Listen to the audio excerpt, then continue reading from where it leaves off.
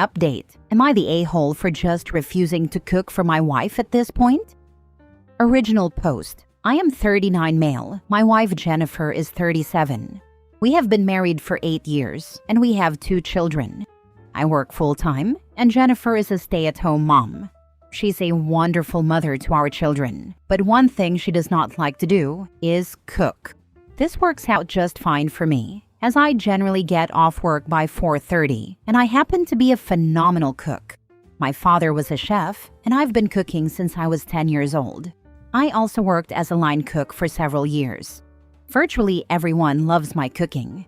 When we have company, it gets rave reviews. Our children always ask for seconds. I put a lot into it, and I take pride in my cooking skills. The only person who doesn't like it is Jennifer. She complains endlessly. Too salty, too much pepper. This is undercooked. She also backseat cooks a lot, where I'll be in the kitchen making something, and she won't shut up about what I should be doing differently. The worst part though is that she'll frequently insult my cooking and then go get garbage like a Hot Pocket or a frozen dinner from the freezer. Last Wednesday, I made Salisbury steaks with mushroom gravy, cream cheese, mashed potatoes, and roasted asparagus. When I put Jennifer's plate in front of her, she made a disgusted face. She poked at her Salisbury steak for a few seconds, took the tiniest bite imaginable, then made an exaggerated retching sound, dramatically threw her fork on the plate, and went to heat up a microwave burrito. I just snapped. I didn't say anything at the time because our children were there, but I was completely done. The next day, I made teriyaki bowls with broccoli. Jennifer sat at the table waiting for hers, and I informed her that I was done cooking for her.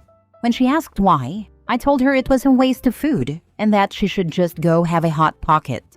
Jennifer is furious that I won't cook for her, and she says that instead of giving up, I should try a bit harder. I think she should just subsist on whatever microwavable slop she likes and stop complaining. Did I escalate too much here? Now for the top comments before reading the update. Not the a-hole. She created this dynamic. Just make sure you and your babies are fed. She doesn't deserve your food, especially since she's being negative on purpose. One thing that I take very seriously is how my boys eat. My wife and I are very fortunate to be able to afford good ingredients, so I spend probably more than necessary on food for them. My older boy says he always looks forward to his lunchbox at kindergarten. I'm appalled by her behavior in itself. Does she do this in front of your kids? There's so many things wrong with this. I would simply serve her a burrito or a Hot Pocket going forward. Not the a-hole, for the fact that cooking is a part of her duty as a wife, especially since she is a housewife. She should be nothing but grateful that you come home after a long day of work and cook good meals for her and your family. You should tell her to learn how to cook and start making dinner if she doesn't like your cooking. It's not for you to try a bit harder.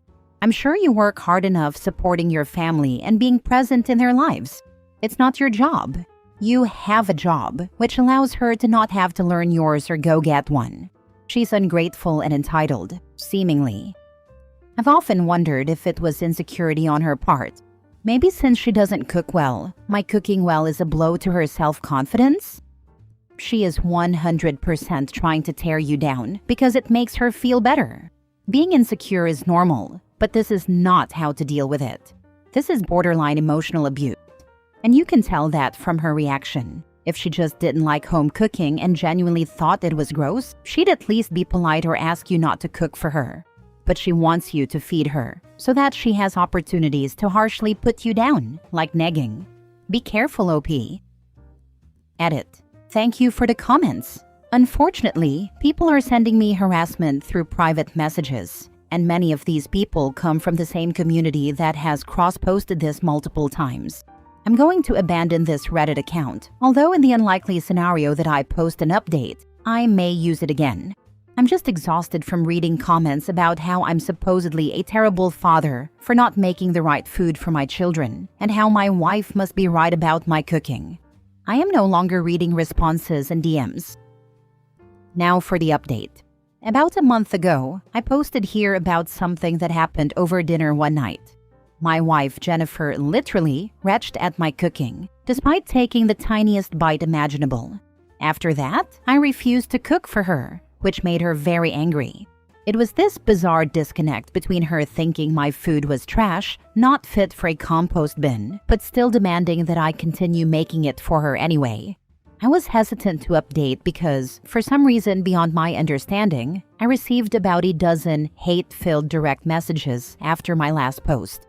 They were all being sent from users of a parody community of this one. I have no idea what I did to make so many people upset, but a lot of people have asked me for an update, so I figured I'd give one.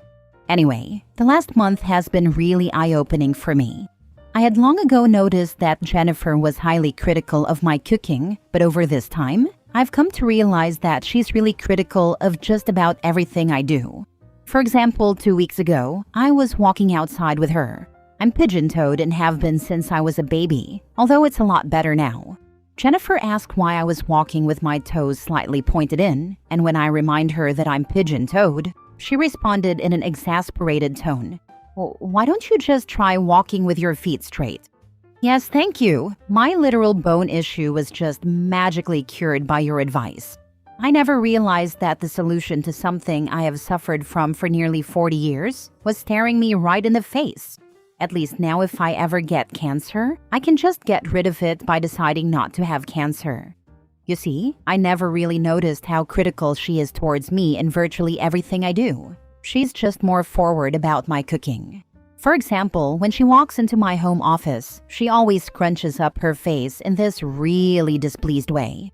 I don't think she likes the interior, which I designed, because she wants nothing but white and gray in every room in the house.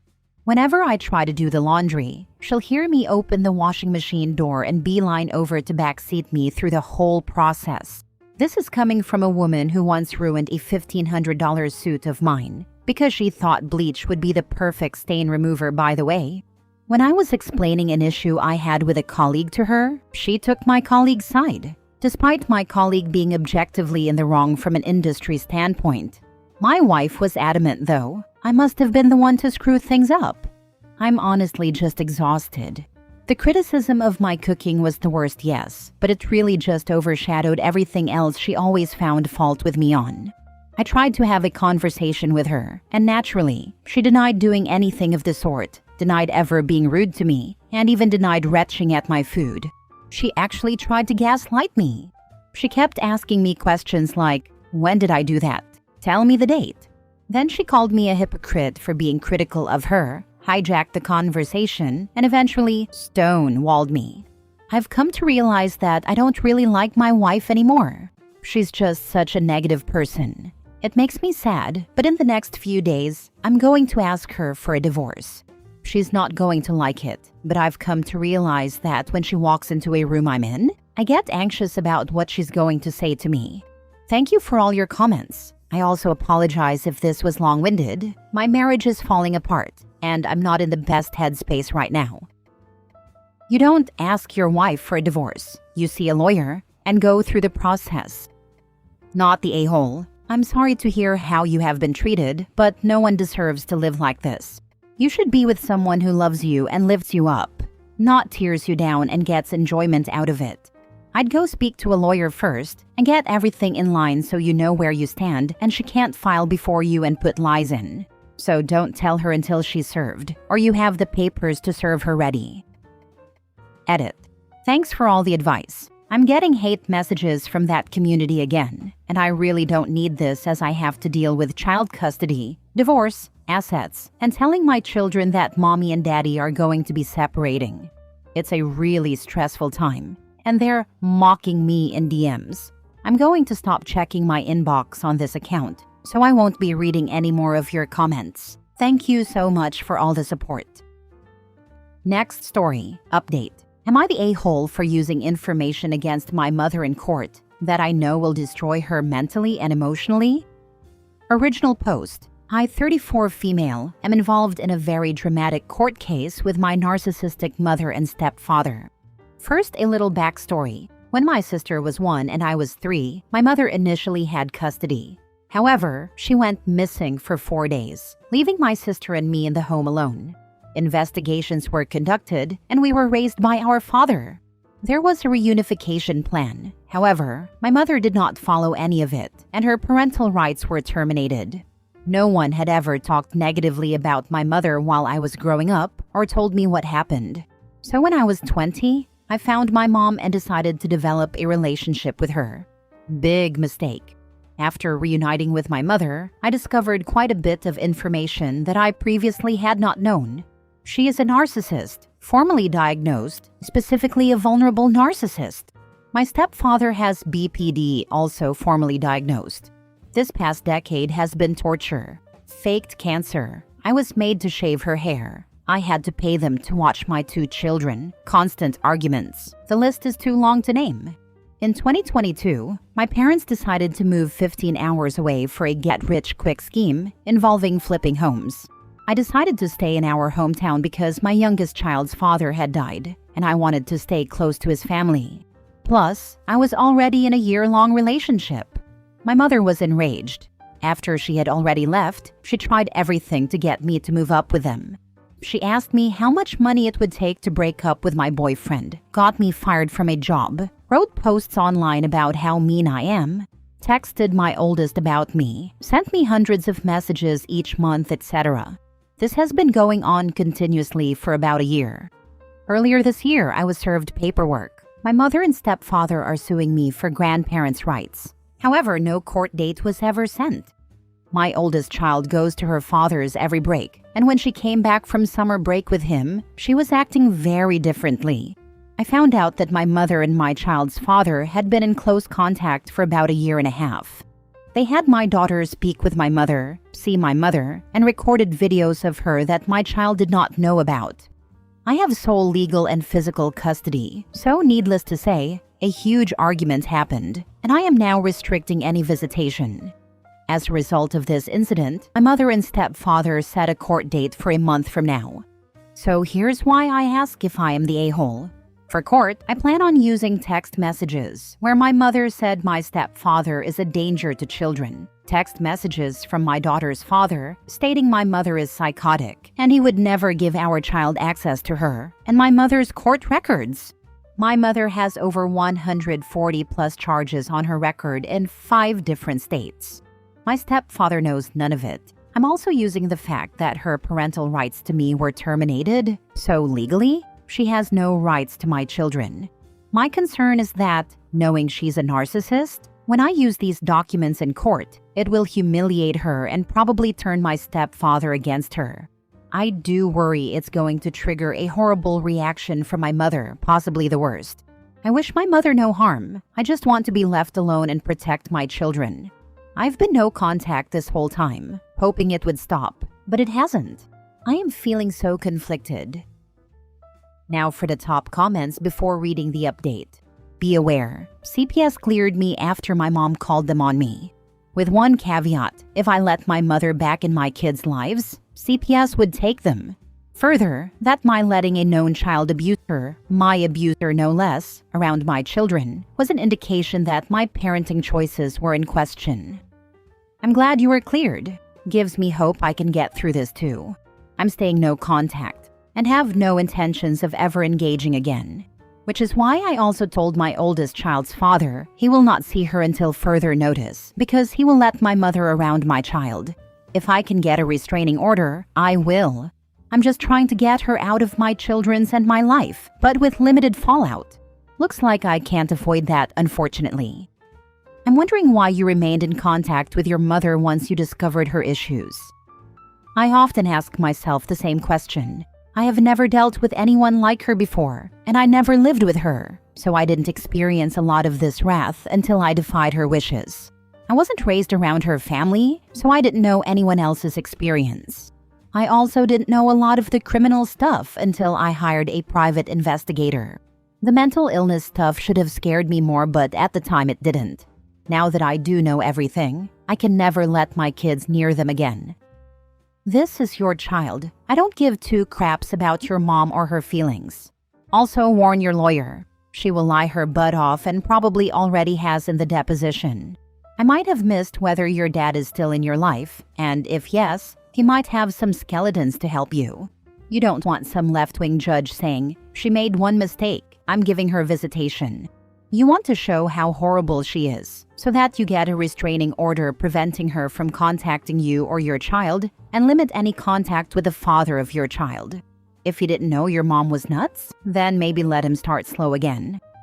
I already warned my lawyer. I asked my dad if he knew anything, and it wasn't too much more than I already knew, so I hired a private investigator, and that's how I found out about a lot of the charges. Unfortunately, my child's father knew everything about my mother already and let it happen anyway. I have evidence that my mother paid my child's father in order to see my child. It's a whole mess. Now for the update. I finally have an update on my situation since I last posted about 5 months ago. Court was postponed twice by my mother for reasons I don't know. Then it was postponed a third time due to accusations that I was an unfit mother and that my daughter had suicidal ideations. My mother asked the judge to appoint a guardian ad litem to make sure the children were safe. Court was rescheduled to March 2025. Over the past 5 months, I have been doing nothing but researching my mother. I found she has a total of 19 active warrants, including 3 probation violations. I turned everything over to my lawyer in hopes something would work. 2 days after discovery was turned over to my mother's lawyers, my lawyer called to let me know she officially dropped the case. My children and I met with a guardian ad litem. They told the judge they see no issues whatsoever. After over a year of fighting this, it's finally over. It's been such a tough battle, but I'm so happy my kids are safe and will never have to go through what I have. Thank you to everyone who wrote me personally and commented such positive things. You all have no idea how much it helped me, especially when I was having such an internal struggle. My kids are doing better than ever, and I'm grateful we pushed through. More info. To answer some comments, I have already moved several states away, changed my contact information, and have been no contact for 3.5 years. I am currently working on getting a restraining order, but have been advised by my lawyer that I may not be granted one due to lack of proof. That's frustrating, but I'm still trying anyway. My daughter and I still have had no contact with her father. And other than a very strange Darth Vader text, we haven't heard from him. He's also a couple of states away from us. I also have my daughter into therapy, so I'm hoping she learns how to have better boundaries than I did. I am not going to call the different areas about her warrants yet. My thinking is that she won't make any big moves against me as long as they are active and I know about them. It's something I can hold over her head, just in case she tries something again. I know it's probably not over, but this was a huge win. How does one acquire 19 warrants? She has 30+ aliases and has 200+ charges in 8 different states. All financial-related crimes, identity theft, robbery, fraud, etc. She's a con artist. Contact all the venues for which she has warrants and tell them where she is and how they can find her. Let them take care of it from there. If OP reported the warrants to her lawyer, as an officer of the courts, they are mandated to report the fact that they know. Whether this happens or not, if the warrants are out of state, or are there some in state, who knows? Lawyers do have expectations of confidentiality, but that's only in regards to those paying their bills. The mother wouldn't be covered. What an incredible update. Your strength in fighting for your kids is truly inspiring. I'm relieved to hear the guardian ad litem found no issues. What kept you motivated throughout this journey? What kept me going was my kids, and wanting to break the cycle of toxicity for them. They deserve the world. Hopefully, they will have better boundaries and not find themselves in a similar situation.